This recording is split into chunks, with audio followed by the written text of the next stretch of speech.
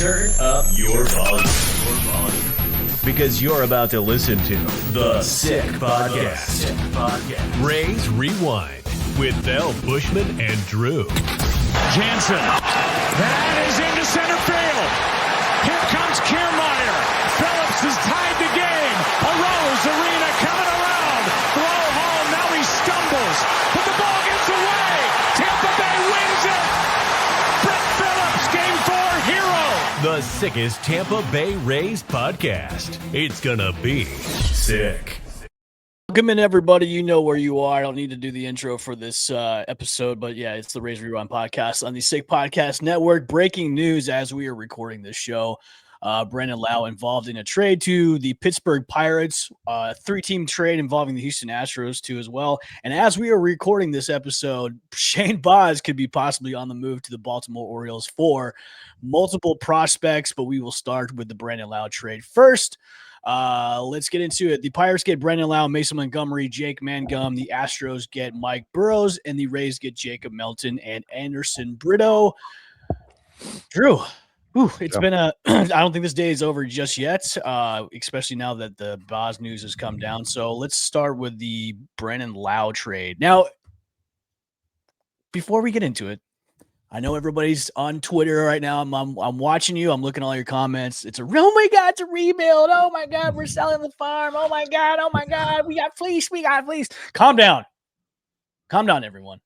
I'm sure there's more to come. So, Drew, what I just got a text from my buddy. Yeah. I assume he's sending me a tweet of some sort. But Orioles are acquiring Shane Baz for outfielder Slater DeBrun, catcher Caden Bodine.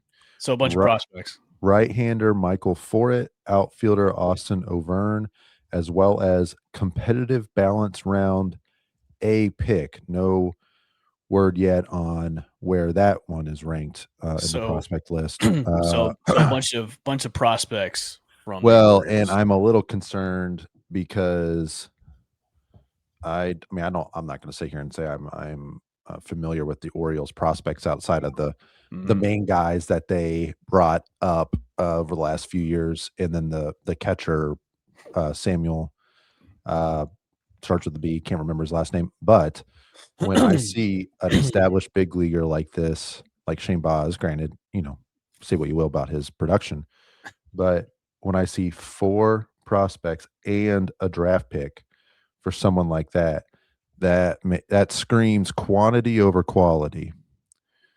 And we've just seen that in the past with players higher caliber than Shane Baz that the Rays have traded for a quantity over quality return. And I can't, it feels like they just have never worked out. So it's more like, hey, we want to get this off the books and move on.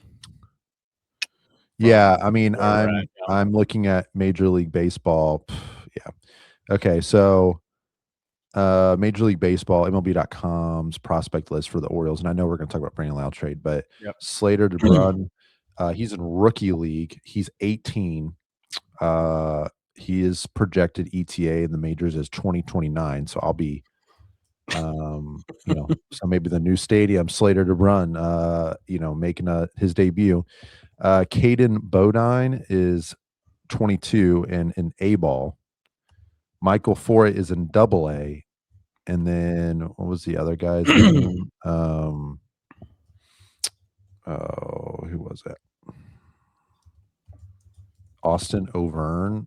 He's the 30th ranked prospect, and he's in Double-A. All right. So this seems, I think you're right. Quantity over quality.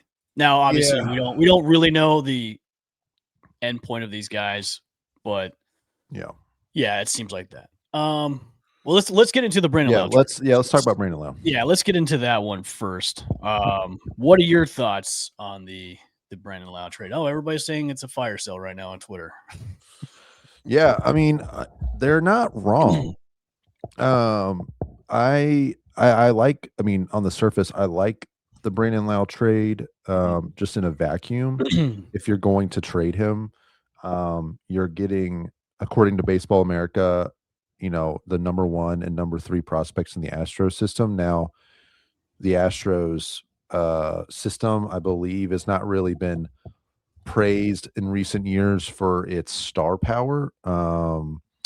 It's more, again, quantity over quality. And so it's not like Jacob Melton being the number 1 ranked prospect. I think he's number 2 on Major League Baseball's on MLB.com's list. So He's number 2, and I think Brito is in the top 30. He's like I think he was 10th on MLB.com. Yeah, but it basically, like I said, Baseball America's got Anderson Brito at 3. Okay. And then Fangraphs had Melton at 1, but Brito was a little further down. I think outside the top 10. So, I like the acquisition of Melton. I mean, he's a big kid. He's got speed. Yeah. He's got power. He's got good defense too. I like that acquisition. Don't know much about Brito. Yeah, he's a little further off. I think he's like 21. So I would say like the centerpiece is Melton to get to get him in the outfield, even though the outfield is already kind of sorry about crowded already. So yeah, I I'm like I said, I don't know much about these guys. I'm not watching Astros minor league baseball, but Melton is intriguing. He's 6'3", 208, bats left, throws left. It looks like, based on the write-up, from what I can see, he's it's not necessarily he's not like a defense only light bat. It seems like he's kind of one of those players that is good in all facets, with his kind of the peripherals, the running, the fielding being his best strengths in the 5 categories. But that he's not necessarily, he's not like a dud at the plate. Now, he got a cup of coffee in the league last year, didn't really do much. And you can't really, it's hard to put a lot of stock into that. I mean, he had 32 games, 70 at bats. He hit 157, had 1 triple, and that was it for extra base hits. He struck out a bunch, 29 times. I think it's like a 37% strikeout rate, but 7 strikeouts or 7 stolen bases. He's been pretty consistently in AAA last year, he hit 286 with 6 homers, 17 RBIs. Not, like I said, he's not blowing the cover off the ball, but looking at this as a whole, I know we can go through stats all day. Yeah. I know a lot of people are saying they're blowing. I like this because you mentioned on the last show I'm cold-hearted. I like this because it shakes it up a little bit. And I think we are all kind of knowing something like this could possibly happen if they kind of make a little bit of a shakeup before going into 2026, especially with like new ownership and whatnot. But this could also mean like other moves. I mean, what if they're reloading the minors to go after? Look, they have to address the elephant in the room. Who's going to play second base? You know what I mean? Yeah. Who is now going to be, because they don't really have anybody to play second base. Yeah. And plus, if you want to replace that caliber of hitting, you got to replace him with somebody. Marte. But but who knows if that will even happen? That could be a pipe dream, and or that could come out of left field, and Neander could be like, you know what, I did all this to get this. So yeah, I don't know. I mean, I think all we know for now is these 2 moves that have happened. I think based on these moves, it feels like it's a shakeup. It's a shakeup. It's a shakeup, and it's a retooling of the minor leagues, and hoping that it's no secret the Rays came into last year with one of the best minor league systems, and they were universally praised for the returns they got at the deadline in 24. But what we saw last year is, outside of Brody Hopkins, Trey Morgan, they really and Xavier Isaac, until he was out with his medical issues that have come out recently. They really, no one really took a big step up. If anything, a lot of these prospects that they had gotten, or the top guys they were relying on, took a step back. And they were still considered a top 10 system, but they were not nearly thought of highly as they were going into last year. So it feels like, it's definitely a retooling. And you're seeing they're kind of covering all levels with these two trades, right? You got it seems to be the highest ranked prospects from the Orioles in the trade are your lower level prospects in A-ball, rookie ball. And then, Wait, hold on a second. I just saw something about Marte and the Rays. Hold on. Here we go. Don't know how legit this is. Tweet that just came out. Sources, Rays and D-backs talks surrounding the star Ketel Marte have ramped up over the past 24 hours. Rays knew last night they were nearing a deal to move Brandon Lowe. Rays told her the clear and obvious favorite to land Marte if he is moved. D-backs love starters Boz and Pepio. Obviously, that's going to be out. But keep an eye on for Yandy Diaz out for potential deal. Don't know how legit this is. This was tweeted 40 minutes ago. So Boz by who? I don't know how credible this is either. Yeah. Well, it's from @Macabomb. He's an MLB insider, winner of 2023 and 24 MLB Reporter of the Year award. How do you spell that? @MOCC. Are you able to show it real quick? Yeah, let me show the tweet real quick. Let's show it for the millions watching. Yeah, that's interesting. Well, so here's the tweet. And that is the tweet. If you can see it, hold on, let me move it a little bit. Well, at least he's verified that. Can you see it? I mean, so don't know biggest enemy, John Heyman. Don't know how credible this is. So this could be, one of those, hey, retweet me, like kind of deals. But maybe that's the whole master plan is, hey, we've got a potential deal in place. But at what cost, though? That's the only thing. You know what I mean? Yeah. Because now that Boz is gone, who is going to be the centerpiece of that deal to get Marte? Yeah. I'm just going through. Because if they're doing all this just to get one guy, I mean, look, they've got I like the prospects they got back from Houston. I like them. But if they're just doing this just to get one guy, that's a lot to do to get one specific guy. Well, okay. So let's just back up real quick. I'm 50-50 on that tweet being legit. So am I. But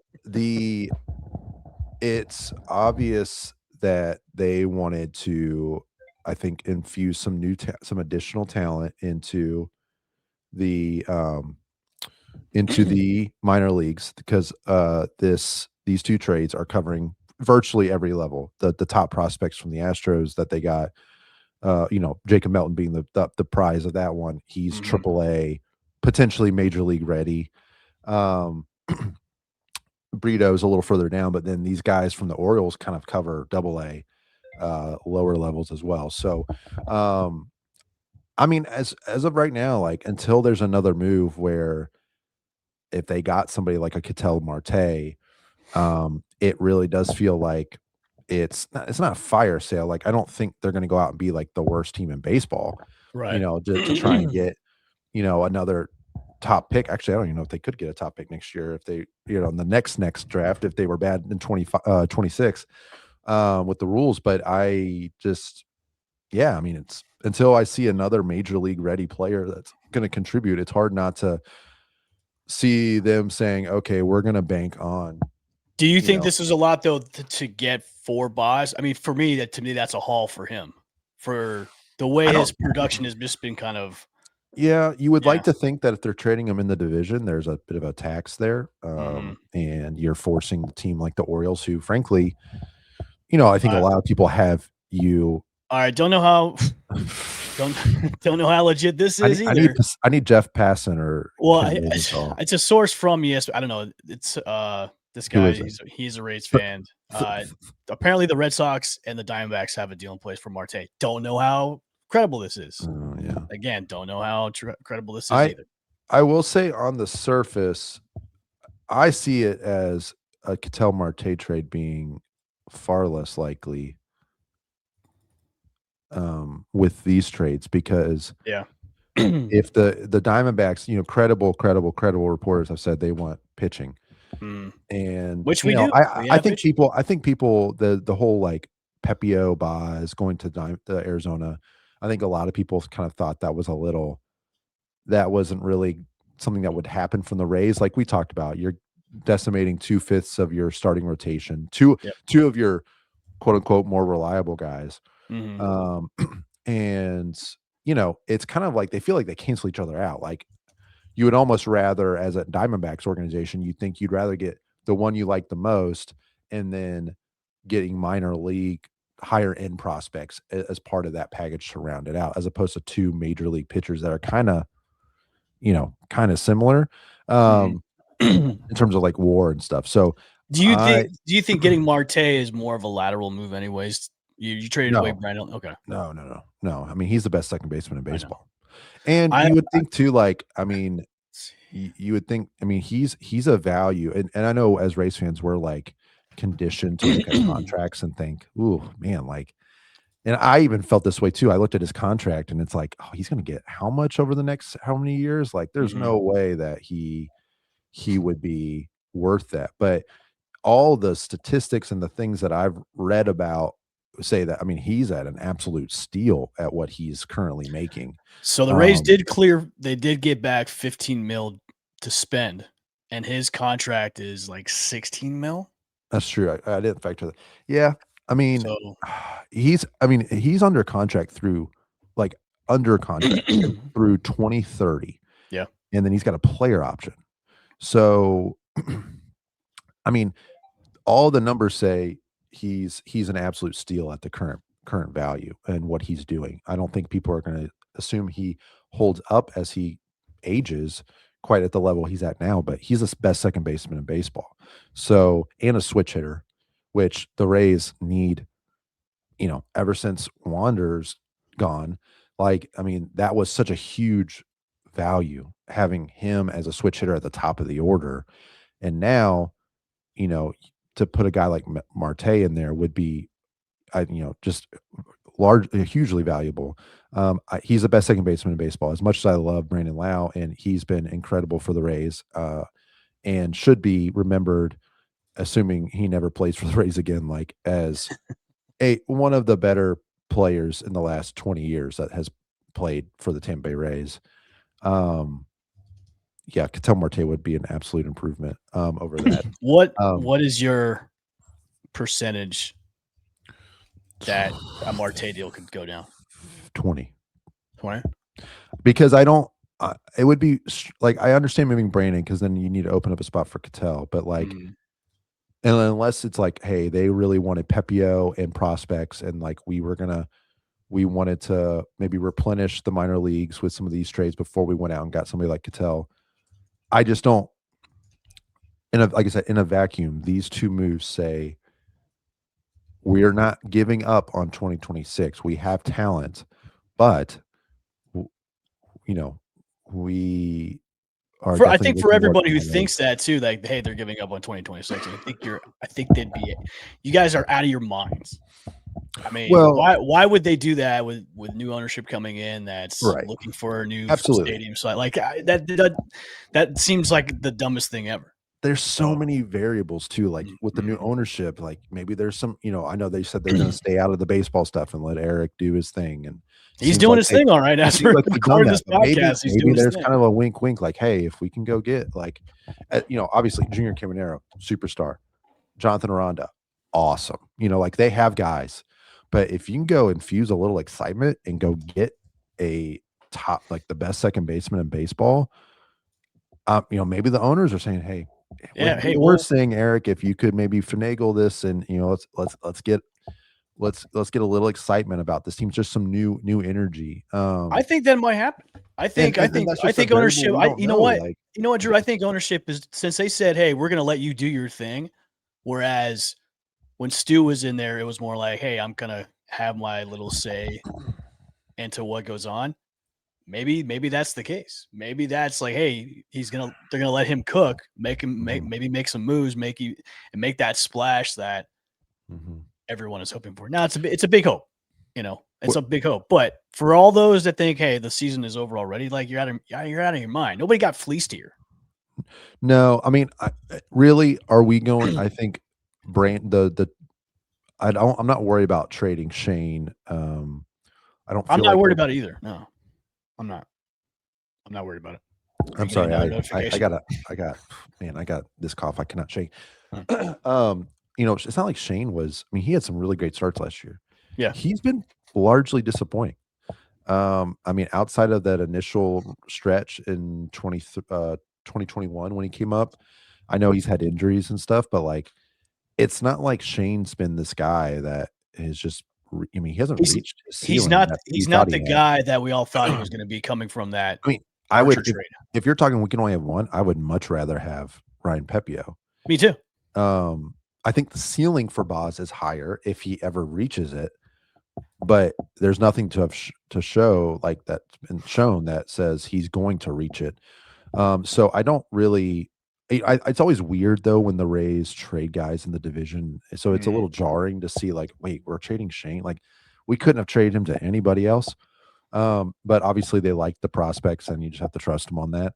I think Brandon, I think it's great that we're I think that would have, they would have traded Brandon in the division, not saying there was any rumors of that, but like that would have been really hard to deal with. And so I'm glad to see him go to a team that, we'll see 3 times a year or 3 games in a season.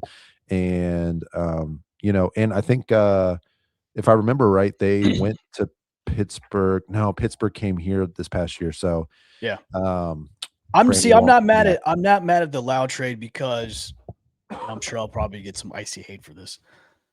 Just I think the past 4 or 5 seasons he's been injured, and just this past year, yeah, he was injured for back in July, right? Yeah, for a little bit. But then the production went up. But like, it's like, okay, out of those 5 seasons, how much have you been productive? You know what I mean? And he's 31 years old. I know Marte's 31 years old too, but you're getting a 31-year-old that's injury prone too. Look, he's a fan favorite. Another fan favorite's going away, and everybody's mad and up in arms about it. But you have to look at this as a baseball. This is a business. You have to look at the business side of this move. Like you have to take your fandom out of it just for 1 second. Like what's best for the organization. I'm glad. I'm not glad he's going, but I think this is a right move for not only for the Pirates because they get a good second baseman who's got a power bat when he's healthy, and I think for the Rays they from what they got from Houston, I think it's going to help them out. So, but like again, these are all what ifs. Like, hey, what if Brandon Lowe pans out, he's healthy for the whole season, he hits about 40 dingers. Okay, it's a win-win for the Pirates and maybe not a win-win for the Rays because they traded him away. But like these are all what ifs. Like everybody's banking on all these what ifs about we already lost these trades. It's like you haven't. There's no endpoint yet. Well, and you don't know. You don't know. Jacob Melton might be the starting center fielder for the next 5 years. Even though he looks just like Johnny DeLuca. Yeah. Maybe he's and yeah, I mean, I think with Brandon, I think the reality is you look at 2025. That was about, I think at his age and where he's at in his career, that's about the peak year for Brandon Lowe. I don't think he's going to go out and there won't be a repeat of that. There won't be a repeat of that. How many homers did he end up with? Do you remember? 31, I think. Did he? Yeah, I know him and Junior had the whole thing going for a little bit. Yeah. Yeah, 31 homers, 83 RBIs, 256 average. Mm-hmm. You are not going to get those exact. I would be shocked if you got even one of those numbers matched. I don't think he's hitting for that average. I don't think his best average, that was his best average year with the exception of 2019. And 2020, I guess, but that was a shortened year. So I think it's more likely you're going to see a guy hitting 240, 230. And then he was at the park that just absolutely was made for him in home runs with Steinbrenner. So to think that you're going to get more out of Brandon Lowe in 2026 and beyond, even if he sticks around, is far-fetched. Yep. So I like the idea of, okay, we're going to capitalize on that.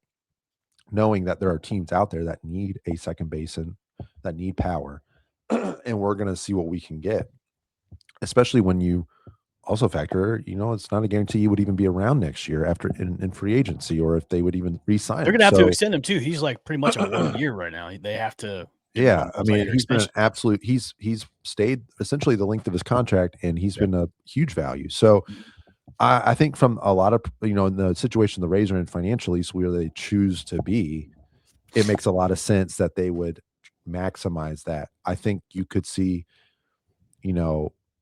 something Does like does your source have any insight about a Marte trade? Any chance? my source. Yeah, your source. No, I don't think so. Okay. Ask him. I'll try. I'll see. I'll ask my source. So yeah, I mean, I'm fine with the Brandon Lowe trade. At first, when I read that, I thought he was going to Houston, and I was like, what? But can we talk real quick about the other? I mean, it's not just Brandon Lowe going to Pittsburgh. It's not just I will say Jake Mangum and Mason Montgomery. I am glad none of the players are going to Houston. I think that's great that they're just going to Pittsburgh. I don't know what that means for Mason Montgomery, if he's going to be able to be a closer potentially in Pittsburgh, or what that looks like.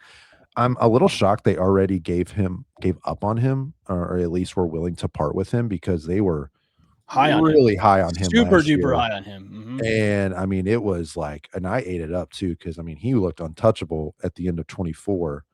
And I really thought he was going to be the next guy for them, especially once Fairbanks left, but it just never happened. And then Fairbanks leaves, and you're like, okay, maybe they give him a little runway here. Maybe give him an opportunity to be the closer, and they're already shipping him out. So I was a little surprised by that. Mangum, I think, is just a product. I think Mangum is one of those players. Hey, we'll throw in Mangum, and then you can put him wherever on your team. Like, we saw what he did in the first half of the season, and then he tailed off the second half. Yeah, I never wanted Mangum to be a starting outfielder for us. As the year went on, he was great. He was a great addition for the team. They needed him last year. They would have been worse without him for sure. I thought as the year went on, again, this is just anecdotally me as a fan watching. MLB TV told me I watched 150 Rays games last year, by the way, on MLB TV. Oh, nice. But I kind of got tired of the approach that Mangum would take at the plate. It was like he was so good at making contact, right? He did strike out hardly.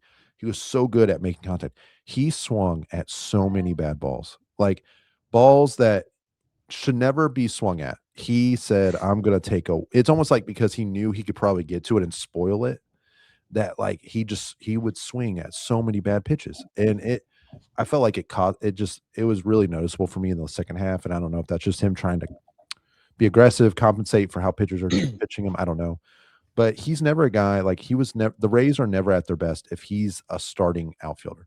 He's a great guy to have on the bench when you need defensive replacement, when you need, base running, when you need a guy to take, a breather or two, get a 1 or 2 starts a week, like switch hitter, super valuable bench piece. I think he's just a product of, hey, we got a lot of outfielders, and they made it clear that they really want to try to improve the outfield. And I think that's them considering a lot of different options. Yeah, and that's why they brought in Mullins. That's why they're bringing in Melton in. So yeah, my I think this also solidifies Mullins as your starting center. Yeah, I mean, they did not sign him. I mean, the quotes from Cedric and from Eric, I mean, it's pretty obvious that they brought him in with the understanding that he would be the starting center fielder, and you'd want him to be the starting center fielder. My question is, I mean, outside of DeLuca, which they've made clear I can't imagine they're going to platoon Mullins, but like they don't have a single. I mean, they're light on right-handed outfielders. I know, like, they keep bringing in these lefties. I know. I mean, we have, what is it? We have so many lefties out in the outfield. 4 lefties. Yeah. Like currently all starting outfielders who you would project as a starter DeLuca would be lefties. Simpson, DeLuca, Lowe. Lowe. Oh man, sad. That's the last time that we have to really worry about that. The Lowe and Lau, yeah, I know. Oh man, The that lawyer makes me group is no longer. Man, when the good old days. I just wish I knew I was in them. When they were happening. It's a shame. But Josh Lowe, lefty. Cedric Mullins, lefty. Jacob Melton, lefty. Yeah. Chandler Simpson, lefty. DeLuca's a right hand. I'm assuming they're just going to trade DeLuca and just say we're going to just go Yankee Stadium lefty lineup. No, but so it's a little interesting. You almost feel like, are they going to try to balance that out with trading one of the, obviously not going to trade Mullins, but like, are they going to maybe look at trading a guy like Josh Lowe or, I don't know. I mean, you don't have to, I guess, but like, other than Richie Palacios, he's a part-time outfielder. He's a lefty. I forgot he was even on the team. I know. And so there you go. There's a guy, like you talk about playing second. I mean, maybe I don't think they do that, because then you're downgrading the position if you bring him in to second base. If you're trading away Lau, look, the obvious thing is there's got to be some kind of deal in place for Marte to replace him. I guess, I don't know, but it's all what if. I would have thought that too. I'm a dreamer. The fact that they traded, you wanted the team to move to Orlando because of that. No, whoa! I'm just. I never said that. Well, they're the Dreamers, right? I had the Orioles trade not happen for Boz, I would maybe be more optimistic about a Ketel Marte trade. I don't know. It's because if you trade Pepio, now that's the other thing. It's like, and I love just hashing this out. Like, if you trade Pepio because he was the other pitcher the Diamondbacks were interested in, so we should assume he would go in that trade. I mean, who you're starting? Who are your pitchers? You have Rasmussen, you have Steven Matz, you have Shane Pepio. Well, no, no, but I'm taking.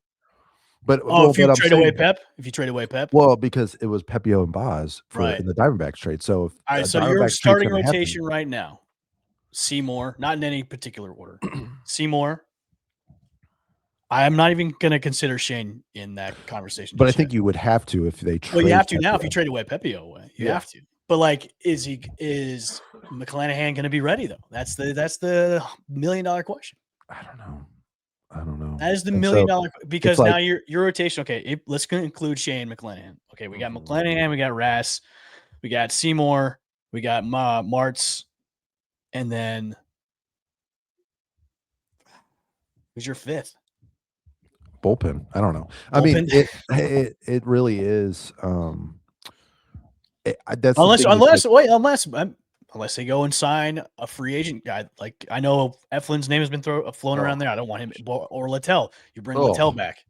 I mean, I'd rather have Littell than. Oh, so yeah, obviously, so would I. Man, but like then that could be something that they could be pondering right now. Is okay. This is our rotation. We need to bring in somebody that's familiar with the rotation, the coaching staff. You bring in Littell back as a sign. So that's your fifth starter, or obviously Littell would be moved up. He'd be the third or the second. Oh, and we forgot Jake Fraley. Oh, he's a lefty outfielder. So, so as of right now. Oh, okay. I'm looking at roster resource. All right. I'm looking at possible Rays rotation as it stands. So, including Shane McClanahan, you have McClanahan, Rasmussen, Pepio if he doesn't get dealt, Steven Matz, and then Seymour, possibly Joe Boyle. Yep. And then you could probably sign in somebody else as a fifth starter. But then if you trade away Pep, he's going to replace Pep in the rotation. So, yeah. Man, I don't know. So it's just hard for me. Like, if they try to swing a Marte trade, unless it was somebody like that tweet you read off earlier, you showed earlier. The Mocha bomb. It was around Yandy. Something like that. That would be sad, right? So I would be sad too, but then Aranda is your starting first baseman. Yeah. And I think he is anyway. I think Yandy's you're gonna be your DH anyway. But at least then maybe you're sparing taking from your taking from your rotation, and your Yandy's the main major league piece, and then maybe you're throwing in a couple of prospects, like higher end. How close is Brody? How far away is Brody Hopkins from the majors? He's pretty close, right? Well, I think he was going to, See, if Pep is traded away, I say you bring up Hopkins if he's close. Well, he's AA. He didn't make it to AAA last year. I think he stayed. Oh wait, yeah, no, he only pitched in AA last year. Yeah, so he would, you would assume. I mean, he pitched a full season in AA, so you'd assume with the success he had, you would see unless in Hopkins, AAA. it could be a centerpiece of that deal too. Because you could trade away Pep, and yeah, Hopkins, I think you would have to include pitching as in the. So it'd be Pep, minors. Hopkins, and then Yandy would be that package deal for Marte. It'd be a lot.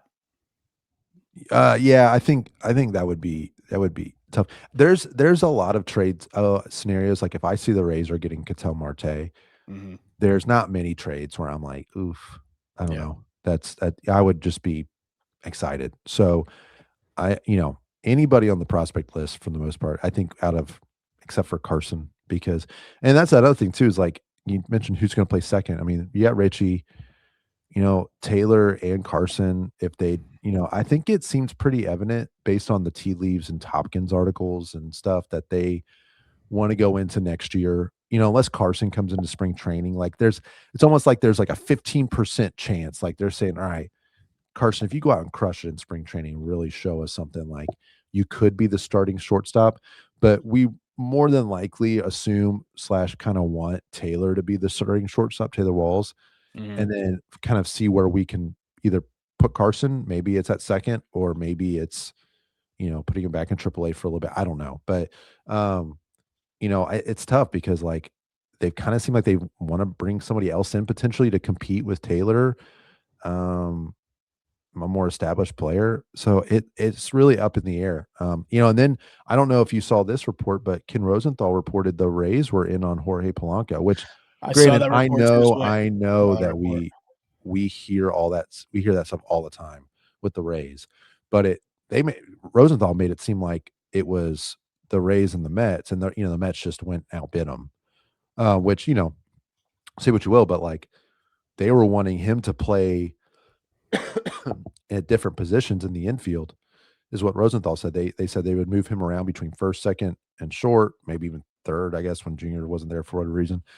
And then if there was a trade to occur, they could backfill it with him.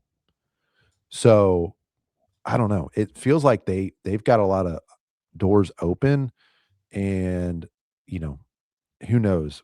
And I also always wonder too, like with Neander, why make these trades so close to one another? Is it just because he's just wanting to get it done? I'm sure he wants to get it done. Is it because you're setting up for a bigger move like a Marte? I don't know. So I think now, my stance and my belief right now is that they, I think, are unhappy with the quality, talent in the minors, and they are taking advantage of these trades to provide, depth in the minors at all levels, while trying to address some positional needs. I will agree with you, and then piggyback off that and say this could also be a move to make another big move by loading up on prospects to make another move. That's just me. Yeah. So before we get out of here, let's grade the trades that just happened. So Brandon Lowe trade. What do you think? What's the scale? We'll do grading, like A through F. I'd say B minus. I'll give it a solid B. I won't give it a B plus. Won't give it a B minus. I'll just give it. Yeah, I'll say B minus. I think I'm cautiously optimistic about Melton, based on what I've read. But yeah, B minus, because it's Brandon Lowe. Like, it's still kind of sad. All right, the next trade, the Shane Boss trade. You go ahead first. You go first on this one. They got a lot back. B plus. I say C. Okay. C minus. I just can't. I mean, granted, we could be, on our 400th episode in 2028 or whatever, 500 episodes in, and DeBrun, the rookie outfielder in 2029, is a top prospect, and we could be like, man, what a fleece by the Rays back in 2025. But I don't know. It's hard for me to get excited about those trades. I feel like I've seen so many of those trades go down in my Rays fandom life that, it's a pretty big gamble that any of those players actually even pan out. So, yeah. With who Shane was getting thrown around in trade talks, like, and what potentially he could bring back, or like Marte or whatever. I don't know. Yeah, I'm a little disappointed, but so I'll say C. I'll say C. I can't decide between C minus or C plus, so I'll say C. Okay. All right, everybody, we'll get on out of here for a special breaking news episode, even though we recorded this while trades were going on. So make sure you go to our YouTube page at the Sick Podcast, Rays Rewind, hit the subscribe and notification bell. We'll probably go live again if another deal goes down with the Rays pretty soon, or if it happens today or probably the next 48 hours. But stay tuned. Many moves are making. Neander's cooking. We'll see. So, but relax, Rays fans. It's gonna be fun. Yeah, it'll be all right. So, see you guys later. Peace. And that's a wrap. Hope you don't miss us too much until next time. Follow the Sick Podcast Rays Rewind with Bushman and Drew on YouTube, Google Play, and Apple Podcasts.